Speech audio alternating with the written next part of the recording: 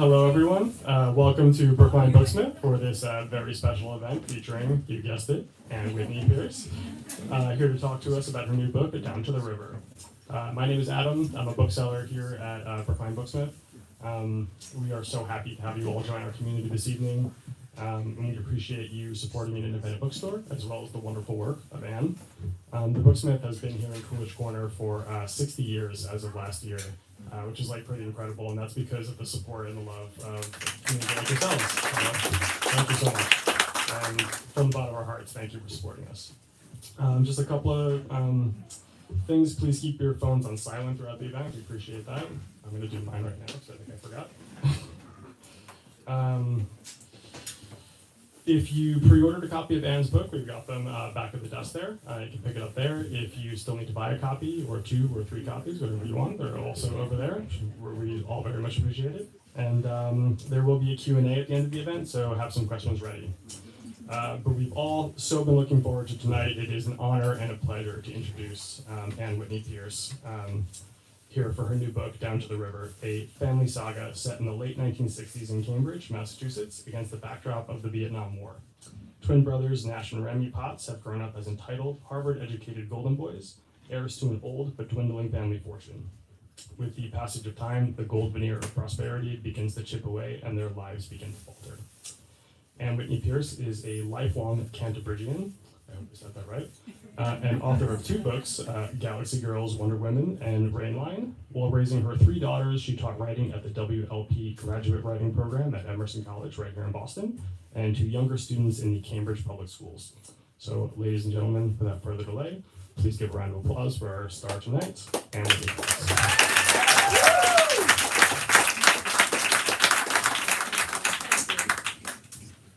Thanks for coming, everybody. I really appreciate it.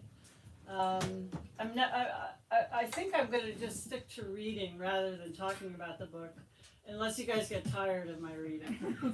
Because it's hard to listen. It's hard to read, but it's also hard to listen. So I tried to pick a few different sections that, sort of varied in length and tone and all that. But if you get tired, just, give me the sign and we'll move on to the question. So there's just a few things that you need to know before we start, so I don't have to stop and explain.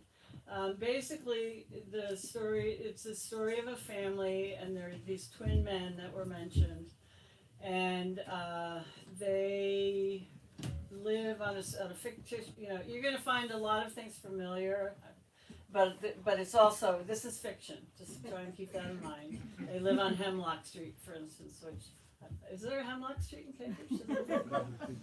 Anyway, this Hemlock Street is fictional. And so they've raised their families in 2 houses side by side. Their first kids were born in the late 40s, and the 2 characters that I focus on were born in the early 1952-ish. And they have older brothers and sisters who have long since left home. So in essence, these 2 characters are really growing up as siblings.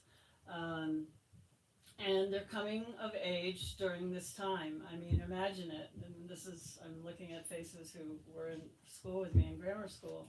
This is a time when you left your 8th grade in 1967 and went off to high school. And your high school experience was from 1967 until 1971. Just think about all the things that happened during that time in every arena of life, be it political, social, sexual, or whatever.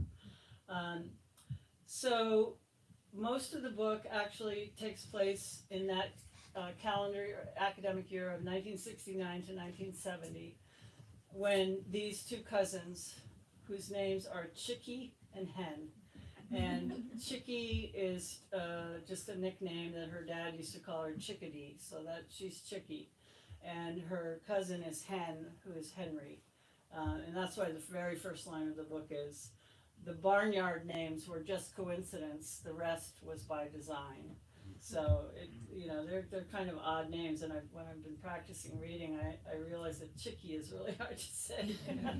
So you have to bear with me. So you need to know their names. You don't need to know the names of their siblings, but basically names that you'll hear. Chicky's father is Nash, and mother is Violet, and Hen's mother is Faye, and Hen's father is Remy. What else do you need to know before I start? Nash is, which is Chicky's father, is very politically active. Remy, the other twin, a little more conservative, although conservative in Cambridge in 1967 is a little different than, from other places. But so the year that I'm focusing on is that year, 69 to 70, and all of the scenes that I'll read tonight happen at some point during that time. So first thing I'm going to do is take you back to Harvard Square, roundabout fall of 1969. I know some of you in this room were there with me.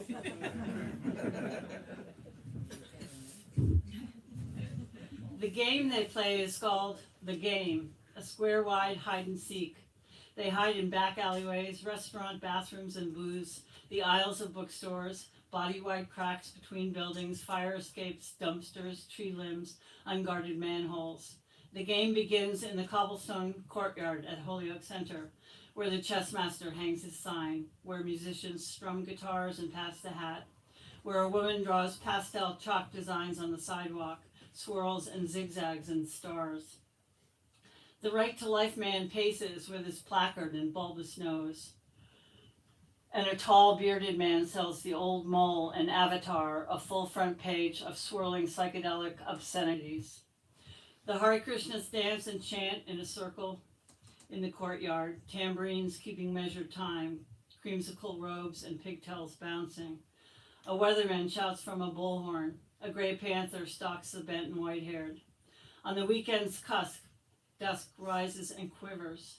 Office is empty. Traffic snarls. Dinner smells start to simmer. The cop who got in trouble with his fists walks the traffic beat up near the worst house, nightstick in hand, ducking in and out of the tasty for endless cups of coffee. The cobbled courtyard in the center of the square is where the night twitches, where twilight waits, where the game begins. The players start drifting to the square. Chicky, Hen, other kids from high school, people from around town, the Common, Underground, Club 47, Hazen's, Elsie's, from the riverbank or the street. It's a melting pot game. Anyone can play. 1 degree of separation. Anyone who's ever crossed your shadow, passed to a joint on a subway bench, put a quarter in the jukebox at Tommy's lunch and played a tune you could dance to.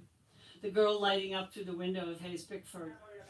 When enough people have gathered in the courtyard, the It waves a tie-dyed flag, and the players scatter, bearing lumpy joints and cubes of crusty hash, rolling papers and matches tucked into their sleeves, nips of coffee brandy or vodka slid into their back pockets. After a while, the It sets off to seek, cruising the hidden reaches of the square. The hiders are found one by one, crouched under the ticket booth at Mimi's Corner, up in a tree on Dunster Street reading Mad Magazine, on the grate of the Lampoon fire escape with the I Ching. Once caught, the captives drift back to the courtyard, no telling how much time has passed. Those never found simply split and wander, no beginning, no end, no winners or losers in this game, no rules that can't be bent or broken. Hiding in the alleyway behind the Casablanca, Chicky and Hen lean up against a poster on the brick wall of the bar. 2 dead soldiers, one no more than a blur in the background, arms flung behind his head like a jointless toy. The other soldier is close up, a mud-spattered body sprawled on an open road, rifle by his side, one bug eye open and the other socket a deep black hole.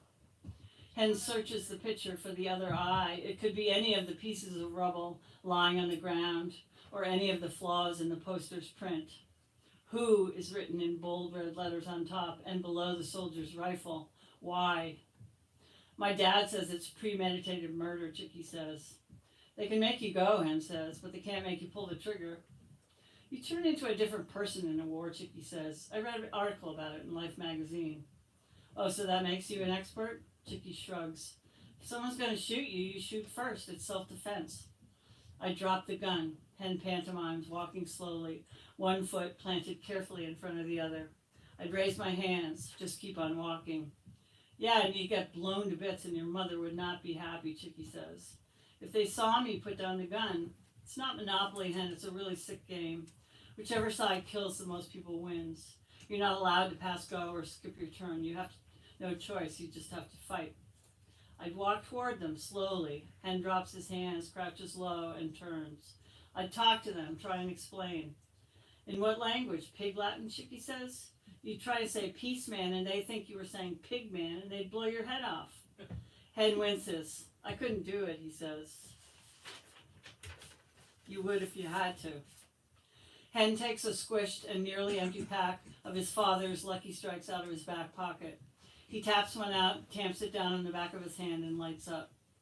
The tobacco's stale, the smoke harsh. He coughs out the first drag, takes another. Hey, Chicky says softly, you don't smoke. I do now. Hen inhales, looks over again at the poster of the soldier sprawled dead on the road, trying to keep the cigarette lit, swallowing hard to keep from coughing. Give me one then, Chicky says. Hen hands her a cigarette. I'd drop the gun and run like hell, Chick. I swear. Yeah, you and Superman, she says as he lights up. Faster than a speeding bullet. Faster than the fucking speed of light, Hen says in a hoarse whisper. Gotcha, a voice yells down from the rooftop. It's over. They've been found. Back in the shaded corner of the courtyard, Chicky and Hen settle in with the other captives, perched like lizards on city ledges, belted, bearded, ears pierced, long hair spent at its tips, army jackets, navy bells, striped zigzags, polka dots, watching time and the world pass by in a smoky haze. Most of them are on the safe side of young, strong of limb and spirit, comfortable on this warm night, equal enough for a time by the rules of this game anyway. No better, no worse, no faster or slower, higher, lower. The smells of Chinese food and dope and coffee fill the air. The laughter's thick and full of possibility, brain swell, imploding sex. The last person to be found becomes the it. And when the tie-dyed flag waves again as darkness settles deep, the lizards raise their sleepy eyelids, crush out their cigarettes with their curled up leather sandals, duffed off their jeans, and are off and running again.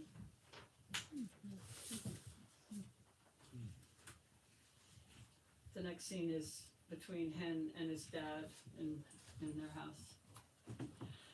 The sound of the ice tray cracking has always meant the coming of darkness. It's a sound Hen can remember from the beginning of time, a sound that means his father's home from work and everything will change. After the ice crate cracks and darkness falls, the purple house slips out of order and grace. Remy retreats with his whiskey to the armchair. Faye becomes silent and hard, mad if it takes more than a few words to explain something or answer a question. She jerks things around with claps and bangs, tight lines springing spider-like to her face. The day loses softness, all reason and rhyme. Little messes crop up in odd places, open spaces. Pictures fall off their hooks on the wall. Dust rises in ragged, swirling balls from the floor. The dishes get half washed, a body half dried by a wet towel, homework half done. It's at this time, at dusk, after the ice tray is cracked, when the leaky faucet goes from a drip to a trickle, when the last spotted banana in the fruit bowl sends out its thick, pungent smell. Pressing his back up to the side of the house, Hen edges slowly toward the back screen door. When he hears the ice cubes clink into a glass, he peers inside. Remy takes off his sports jacket and throws it over a chair. Turning on the radio, he swivels the dial to AM Sports Talk, lights himself a Lucky Strike, takes 2 drags and places it on the kitchen table, smoking and hanging over the edge. After he dumps the ice tray into the chipped ice bucket, he reaches for the gallon of Jim Beam. Let's get real, Kala. The king of Boston sports voice grazes through the holes of the screen door. Benson's been snoozing at the plate since April. But you gotta admit, Eddie, the guy's been rock solid on second, the caller says. Who the heck needs rock solid on second, Sports King brays. Give me Ross Merlot any day. Let's talk rock solid on first. Hen comes into the kitchen, naked to the waist, belly hard, knees square. He's almost 18. So somewhere along the line, he must have become a man. He watches his father uncap the Jim Beam. It's hard to feel like a man in this house where he's always been a boy, where a sentence rarely gets finished, where the ice never hardens all the way through. How was your trip, Dad? Remy's been away on business for 2 weeks. They still don't talk much. But this is the best moment to catch his father, the only moment, really, when he's about to pour his first drink, as relaxed, as close to happy as he gets. Not half bad, as the whiskey splashes over the ice cube. Hen's eyes lock to the flow. It's beautiful to watch, like a pretty girl playing with her hair, but the smell, even from a distance, nearly makes him gag. I got some new sponsors for the store. Remy takes a swig from the glass, curls his lip up over his teeth, and draws in air as he swallows. How about you, Mussolini? He says. How are the wife and kids? Met's a Mets. They run through the old jokes shared between the two of them since before Hen even got any of their parts. Bam, slam to the moon, Alice. Hen grins feebly, feeling foolish to be bribing his father with these old jokes for a moment of his time. To the moon. Remy laughs and reaches for his drink again. Hen makes a fist by his side and wills his father's arm to stop lifting the glass. For a second, it does, to shoo a nearby fly. The arm lifts high in a toast. The lips make contact with the glass's rim. Third swallow. The throat constricts. The voice pulls back. How's school going, Hen? What are you now, son? Junior? Son. The word presses Hen back against the screen door. I'm a senior, he says. Oh, right. What are they teaching you these days? The usual. Hen unclenches his fist as his father's glass comes back down to the tabletop. Same old shit, he says. Remy nods, half in reprimand, half with approval. After the fourth swallow, he yanks loose the knot of his tie and leans back in his chair. It's a bore, God knows, Hen, I remember. Still, bottom line, you can't run Potts Pro without an education. The twins run a sporting goods store called Potts Pro. Buzz is going to run Potts Pro, Dad. I'm planning on you and your brother running it together, Remy says. You and Buzz will make a good team. Do yourself a favor, Dad. Let Buzz run Potts Pro. He's the pro in this family. He'll do a great job. Oh, Christ, Hen, you'll learn. It takes time, that's all. You kids have no patience, no sense of responsibility. In my day, yeah, kids these days, I know. Hen pulls at the tape on his hockey stick. Look, Dad, sports just isn't my thing. And so the question arises, just what is your thing? Remy twists the words in whiskey-laced mockery, bringing out the same hard voice in Hen. Oh, I don't know. He'd say chess, but Remy would only joke that you can't take a checkmate to the bank. Selling dope, maybe joining the circus, getting blown away in some jungle with an M16. Translation, Remy interrupts. You have no plans. That's right. Hen counts the cigarette burns on the edge of the table. 3, 4, 5. I have no plans. Well, 6 swallows, 7 burn marks on the edge of the table. It's a miracle the house hasn't burned to the ground. 8 swallow. Remy's voice lets go its grip. Starts to ooze. Well, if I were you, Hen, I'd consider making some. Plans, that is. Right. Hen tries to say something with his hands, but they fail him. He should leave now, just get the hell out of there, but he's come this far, and it's always so hard to scrounge up what it takes to try again. Did you hear about Andy Gardner, Dad? Phil's son? The one who got into Princeton? Yeah, he got into Princeton, but he enlisted instead, and he just got blown away in Vietnam. Remy winces with the 9th sip. Oh, Jesus, no, he says. They brought back the draft, Dad. I have to register within days of my 18th birthday. Jesus Christ, you're that old? You don't even know how old I am? Look, when you get to be my age. I don't want to go, Hen says. Aren't you jumping the gun just a bit? Remy rubs his forehead. Sorry, bad pun. Let's not panic here, Hen. I'm not panicking, Hen says, but I want to be ready. Uncle Nash says I should keep ahead of them, know my own mind before they come after me. I want to know what I'm going to do, and I want to be able to say why. I don't want to come back in a friggin' box like Andy Gardner just did. Jesus, what a tough break. Remy hasn't heard the rest. I'll have to give Phil Gardner a call. He must be crushed. He was going to take that kid into the law firm with him. What a damn shame.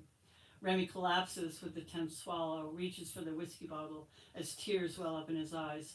Poor old Phil. I remember that kid. Hen turns away. The moments pass. The window of chance slams shut with his father's teary collapse.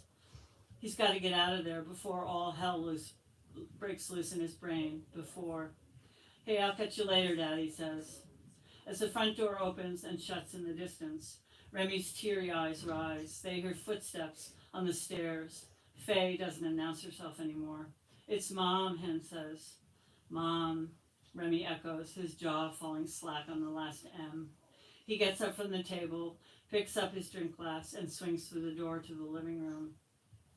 Hen kicks the bottom of the refrigerator to drown out the echo of the last spoken word, Mom. The rusty enamel panel clatters to the dingy floor.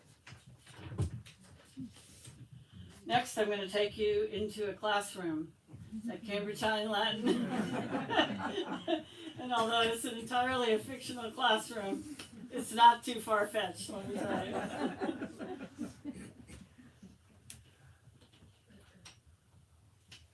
Kayla, you can help me with my French here. Oh, yeah. I bet this will just send a shiver of memory through some of you. Dis donc, où est la bibliothèque? Mademoiselle Gladstone's chest swells as she begins the French dialogue for the day. She pulls her hair tight back in a bun, trying to look French, Chicky supposes, but looking more like one of the stuffed grizzly bears in the Peabody Museum. Sais-tu toi, tu y vas tout de suite? The class murmurs in dull refrain, a few voices rising clear above the mumble. Chicky sits in the back row, doodling on her paper book cover. Slowly her name appears in busky, three-dimensional letters. She adds some accents, a circumflex, a cedilla under the sea. Chique, good name for a rock star. Of course, she'd have to ditch the pots. Monkey Man Ackerman raises his hand. I feel sick, Miss G, he says. I think I better go home. Mademoiselle Gladstone looks up at the clock. It's almost the end of class. La fin de classe, Reginald. I'm sure that you will feel better then. Meilleur. I might croak before that. Reginald slides low in his chair and grabs his throat with his hands and gags. You know, like croquet? We will all pray. She raises her palms in mock prayer that you will make it safely through the end of the school day. Priez, Reginald, priez. Il faut que j'aille chercher un livre. Chicky murmurs along. It is necessary. I go look for a book. I need a book. I need something. Quelque chose, 18 years old. In French, you have years. After you've lived them, they belong to you. That seems only fair. I'm telling you, Miss G, Monkey Man Ackerman won't quit. I got a wicked headache. Mademoiselle Gladstone sighs. At least say it in French, Reginald. Au moins en français. My head hurts, très bad. Reginald slaps the side of his head. I gotta go all home, tout de suite. A few titters rise. Chez moi. Mademoiselle Gladstone coaxes patiently. Literally, it means to the house of me. In French, there really is no word for home. Yeah, I gotta go to the house of me, he says. Vite, vite. Let me out of here, Miss G. Give it up, Monkey Man, Chicky mumbles. Mr. Harrington, the biology teacher from across the hall, sticks his head inside the door. His mustache is waxed, shoes two-toned, suit polyester, blue plaid. A moment, please, Miss Gladstone, he says. Certainement, she says. I'll be right with you, Mr. Harrington. Class, please study the chez idiom on page 92.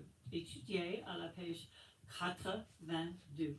No hanky-panky, you two, Monkey Man calls out. Mademoiselle Gladstone comes back into the classroom. Her face is flushed, her pointer rises. Maintenant, classe, où étions-nous? Where were we? You were telling us about the quiz we're going to have tomorrow, Diane Downing pipes up. Notre examen demain. Merci beaucoup, Diane. What would we do without you? Que ferions-nous? Celebrate, Hen says under his breath. Chicky looks up at Hen, who's sitting in front of her. The back of his t-shirt reads, Wyman Wingnuts, the name of his street hockey team. His hair sticks up in crooked shoots. He's a funky, messed up Ken doll. He's finally starting to grow. It's like he ate some freaky magic mushrooms. Every week it seemed like he's another inch taller. His nose healed crooked from when he got kicked, and he likes it that way. Chicky wants to neaten Hen up, turn his shirt right side out, stretch the legs of his pants to meet his socks at the ankle. If she didn't know him better, she'd think he was perpetually stoned. They saw another film about pot in the auditorium. It kills your brain cells. The movie said, turns you into a zombie, someone your own mother wouldn't recognize. It leads to harder stuff you shoot up with a needle and it slowly kills you. They'll find you in snow, under a wheel of a car, in rags, on a park bench, panhandling, nodding out, having an argument with a tree. It's all a big hype. What a waste of time. Still, this is the kind of movie that scares Chicky these days and only makes Hen laugh. It used to be the other way around. Revision. Mademoiselle Gladstone taps the board with a pointer. Let's review the shade, which means house or home. My house, chez moi. Your house, chez toi. Who? His house, chez lui. And Chicky puts her homework back in her history book. Randy Perlow shoots something out of a straw and hits Regina Cremens in the neck. Regina rises up in her chair, throws a dark look around the room as she chews on a clump of hair, and then eases back down into her slump. Hen's French book is open on the disc book, while a chess book rides his thighs. Think like a grandmaster. Chicky leans forward and pokes him in the back with a pencil. Ow! Hen's whisper loses it in midair as he arches his back in pain. Comment, Henri? Mademoiselle Gladstone lifts her chin. Did you say something? Monsieur Potts, vous avez dit quelque chose? Hen looks up, runs a hand through his hair. Who, moi? He says. You talking to me, Miss G? Indeed, Mademoiselle Gladstone beams. Je parle à vous, Monsieur Potts. Tell me, how would one say, par exemple, comment on dit, at the house of the lazy boy? Say what? Hen cups his ear and gets a laugh. Chicky wishes he'd leave the wise guy stuff to Monkey Man Ackerman, who's been at it longer, who's bigger, stronger, thicker in the skull. Hen closes the chess book on his lap, and he shoves it into his desk, sits up straight, and scratches his head. Chez le garçon paresseux, Chicky whispers. Chez le garçon paresseux. Hen's voice sounds like a donkey's bray. Bravo, Henri, Mademoiselle Gladstone says. Correct. La réponse est correcte. The clapping begins slowly and rises to a dull roar. Monkey Man Ackerman whistles loudly through his two front teeth. Books banging against wooden desktops. Another spitball barrels toward Regina Cremens' leg. Way to go, Potsy, someone yells. Thank you, merci beaucoup. Hen raises a palm and dips his head. It was nothing, really. No applause, s'il vous plaît. I mean, really, it was nothing. Yes, we all know, Henri. On sait bien. Mademoiselle Gladstone looks over at Chicky that it was nothing. Absolutely rien. How you guys doing? What time is it? Anybody know what time it is? 20. Oh my God, okay. I can't read everything I wanted to read then. I guess I wanted to do a scene with Chicky and her mother, but I think I'm going to just end it with another scene that kind of takes you back to Harvest Square. It's where we began, so.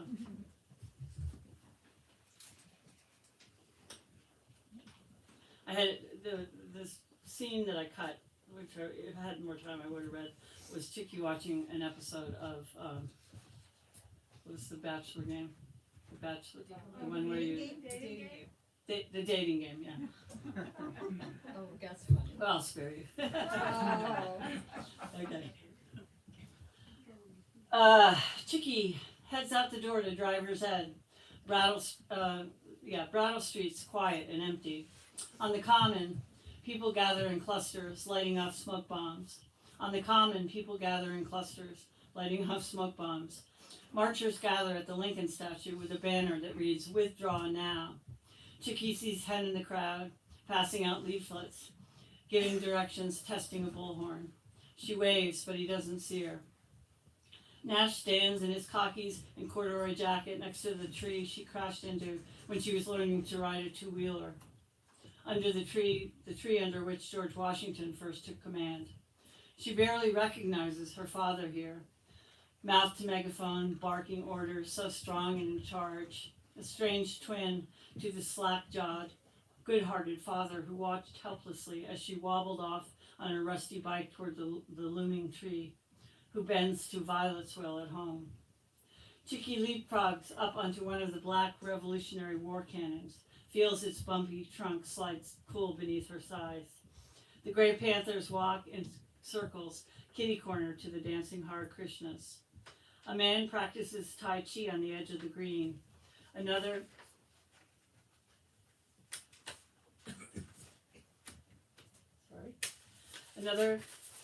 in face paint juggles 3 red balls, hair dangling in his eyes. Chicky slides off the cannon onto the cobblestones. Passing the juggler, she wraps a smile around the spinning balls. Miraculously, they don't fall. In the square, the stores are closing up early and the streetlights are on before their time. Sidewalks and storefronts are strangely empty. Only the street people hold their posts. On the kiosk and the grates, in the Brigham's doorway, the alleyway, the entryway of the coop. A cop comes galloping on horseback around the arc of Brattle Street as Chicky heads toward down Mass Ave. A beefy Lone Ranger without the mask. As the reins pull tight, the horse rears, causing Chicky to stumble. The cop caresses the hot neck of the skittish horse and bends down as it snorts and prances. "Where are you supposed to be, young lady?" he asks. "Driver's ed," Chicky points down Mass Ave, down near the church. "Get there quickly, and then afterward, hightail it back home." The cop reins in as a firecracker lands nearby and spooks it. "Tell your friends to stay off the street tonight." The cop takes off at a gallop toward the river. Chicky heads down the straightaway of Mass Ave, past the leather and jewelry shops and the Baptist church, where protesters gather to burn their draft cards. The driving school at the corner of Bow and Arrow is dark and locked. "Class canceled," says a sign on the door. Darkness has fallen, and she finds herself in a wispy fog. She wipes her stinging, watery eyes. The streets are empty. Police cars cruise the square like sharks. Voices boom out of distant bullhorns. Streetlights cast a garish glow. I'm losing it.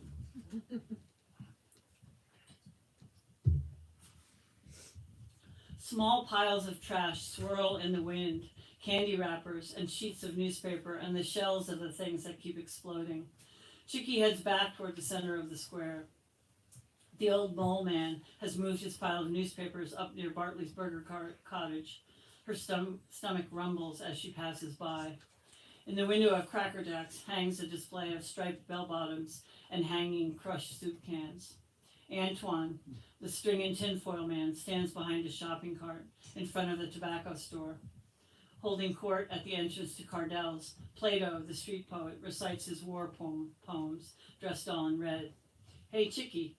As she crosses the street to the kiosk, someone grabs her arm. Elvis Donahue and 2 other boys are crouched low by the out-of-town ticket window. "Hi, Elvis." She ducks down with the boys. Without looking, she stops to remember what she's wearing. A miniskirt made from sailor pants, 13 buttons at the waist, a peasant blouse with dangling strings at the neck, stupid high tops, time to ditch them, save up for those purple clogs in the window of Capizio. Her army jacket's tied around her waist like a stupid kid.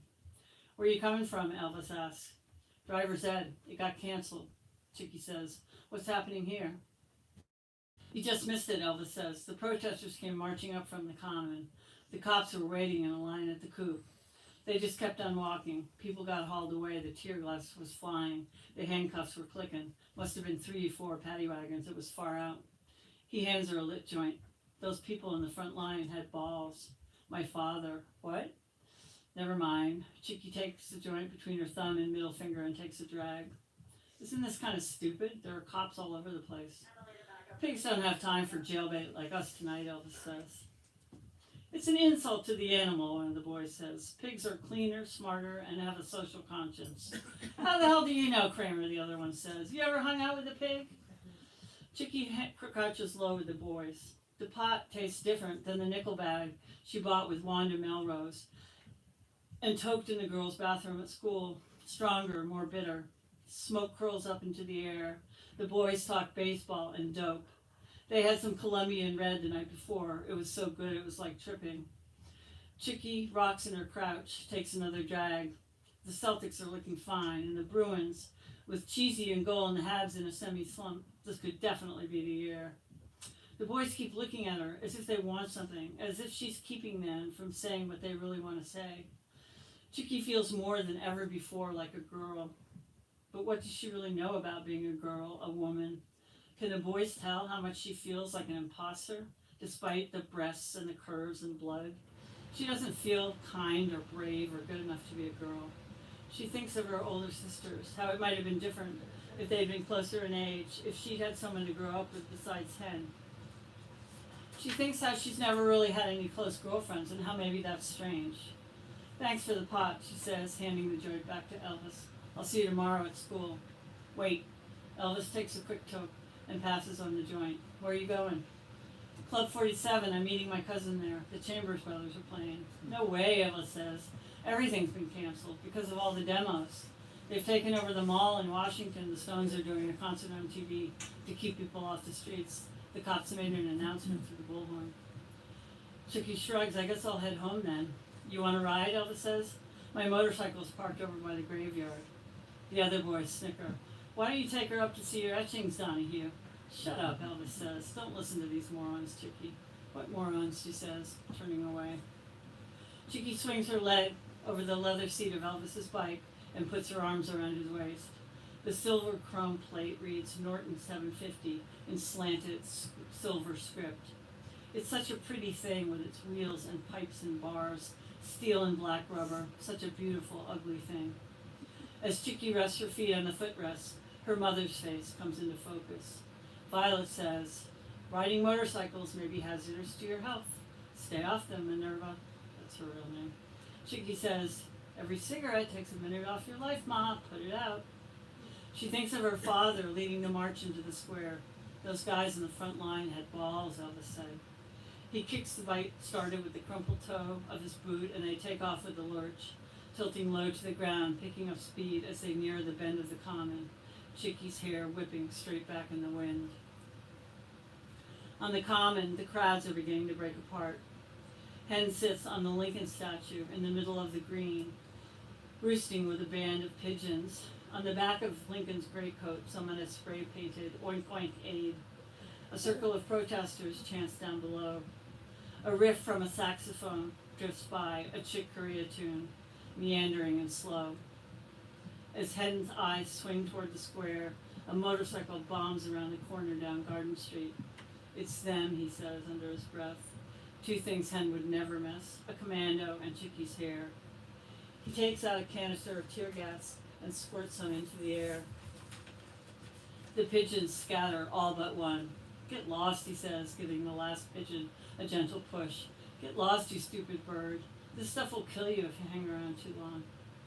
He presses his finger down on the button and empties half the can. Slowly, his eyes fill until the whole scene is nothing but a swinging blur. The Norton disappears out of sight. The last pigeon flaps gracelessly in the ground, leaving Hen alone on the statue of Lincoln, who stares straight ahead, ever still, ever noble, with a splat of bird crap on his marble head. I'll leave it there.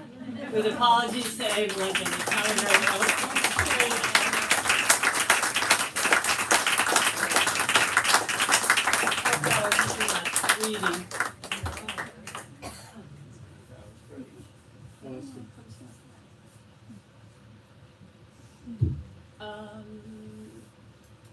Do I do the Q&A? It's Q&A time. Anybody got some Q's? I have a question. It's interesting because you've got I feel like Cambridge is a character as well as obviously the twins. Yeah. I'm wondering how you were interweaving all that. Was one of them paramount in your mind? Were the twins the centerpiece and really Cambridge was circling it, or it just seemed like an interesting relationship? The initial idea was to do something during this era in Cambridge from an adolescent's point of view, which was a little risky because some people don't want to read about teenagers, and some people assume that it's a young adult book, which it clearly isn't. So there was that, and then, this is not my family. I think my brother and sister can vouch for that. It's really not at all my family, but it's the family I could imagine, and I just wanted to explore that. So I seem to put twins in my novels a lot. I don't know why. So just twin men, and And also, my favorite cousin is here. We had a very close relationship with our cousins, and it's a really, to me, it's a really special relationship because you don't have all the baggage of being with your siblings and all that crap, but you're close, you're family, and you know it and you feel it, you know. And I've got my kids have their cousin friends here too, so that's kind of how it all began. Anybody else? Yes. Your characters? Hi, Tom. I didn't know. Okay. Do your characters or characters in general, in your experience, come from composites Of people? people who you've run across? No. And the better a writer you are, really, there's less and less of that going on. You know, you really do want to develop somebody who you're not tempted to give attributes that you attribute to, and you know, not only because people are going to assume it's them, but you really want it to be a fictional character. So you can, you know, you steal little details, which that's fun, you know. But it's important to keep it real, you know, and for each character to have his or her own identity. I would say, yeah. I mean, I made up Mademoiselle Gladstone, but she could have been there for sure. She was my friend. She was your friend teacher? She Oh, wanted okay. to know. Close enough. Yeah. So I know from listening to your interview that this book was written some time ago. Yeah. And I'm wondering if in looking back on it now you feel that it really needed time for people to appreciate the description of a time further in the past, not so recent in time. Well, because I certainly yeah, felt that I mean, way that's listening what's to it. happening, but it's really kind of fortuitous. I tried to get this book published, you know, a few times with different agents many years ago, and it wasn't the right time, or you know, whatever the reasons. But now I'm just so thrilled because, you know, I didn't plan this, but here we are. You know, here we are 50 years later to the day by day, as some of these milestones that we witnessed in the 60s are being challenged or dashed to the, you know, it's just, so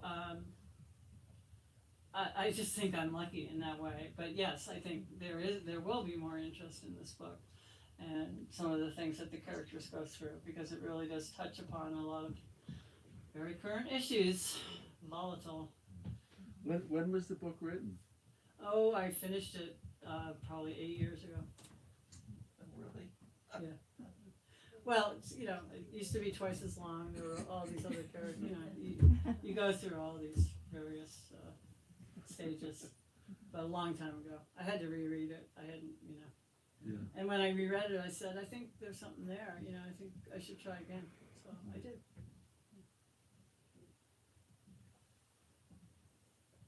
Jay. I want to just compliment you. I thought you captured the, you know, the culture of you know, I grew up in the area. Yeah. I was in college during that time. I was hanging out in, you know, in Cambridge from time to time. But, Yeah. So, you know, the detail was so rich. You know, Good. it really took me back. And I really was surprised how much that sort of grabbed me. And I was curious that how much of that detail did you just know from memory? Did you have to research much? No, that's all in me, isn't it? Aren't those things in it? I don't know. All those details are embedded in me. I had to, chronology was more of an issue. I had to remember when things happened and make sure that all lined up. But no, I remember those days so well. I went to the Chambers Brothers back then. I thought, did anybody else know about the Chambers Brothers? Yeah, anybody, I don't know, tell me if we need to stop. Anybody else? What about the baseball stuff? Did you have to research that? Yes, baseball and chess, and two people in the audience, been very helpful to me. Andy and my wonderful ex-husband Alex, who's right there. Yes, of course I did. Well, I mean, except that, you know, this is my sister Liz, and I used to go to ball games with Dad all the time, you know, back in the 50s and early 60s before I got too embarrassed to go with him. But Yeah, I needed a lot of help, but Al was so good. He would read, and I said, just fix it, just fix it. Did he do or hockey? Because Andy's a big hockey player too. You know, like that line about cheesy and the The net hands, and all yeah. that. So I full credit.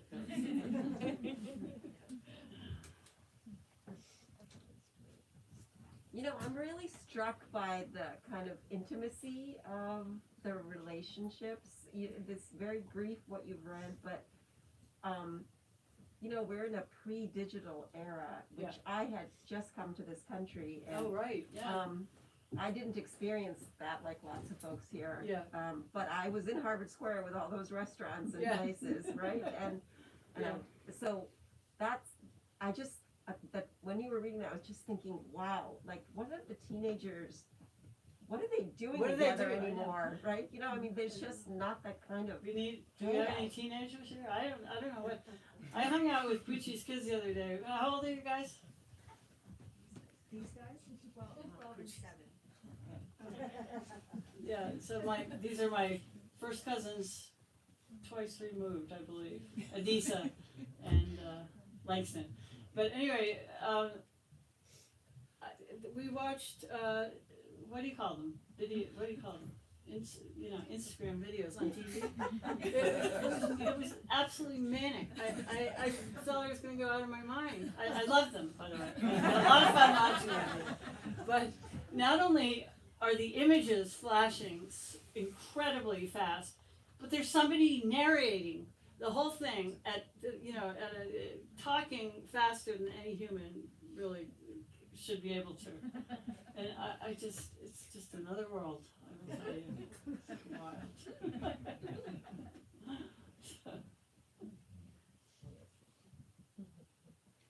Is that it? Almost. All right, another round of applause for Anne.